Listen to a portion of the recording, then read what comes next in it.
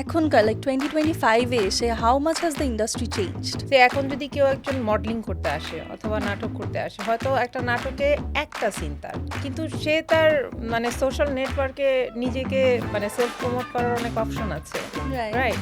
আমাদের টাইমে এরকম কোনো অপশন ছিলও না, আর আমরা খুঁজতামও না। হয়তো একটা 5 স্টার হোটেলে গিয়েও ঢুকতাম সকাল 9টার সময়, রিহার্সাল করো, ট্রায়াল দাও, লাঞ্চ করো, তাড়াতাড়ি ড্রেস ট্রায়াল, আবার ডিজাইনার লাগছে, আবার ড্রেস ফিট হয়নি, এই শ্যুট ট্রায়াল করো, এগুলো করতে থাকতাম। So there was no time যে আমি বসে কখন ফেসবুকে আমি এখন একটা ক্যাপশন রেডি করব, এখন আমি এটাকে মানে প্রেসাইজ করব, দেন মানে আমি যতটুক না কোয়ালিফাইড আমি আরও প্রিটেন্ড করার চেষ্টা করব যে আমি অনেক মানে আমার অনেক বুদ্ধি, হ্যাঁ আমি অনেক ট্যালেন্টেড, আই এম ভেরি মানে থটফুল একটা পার্সন।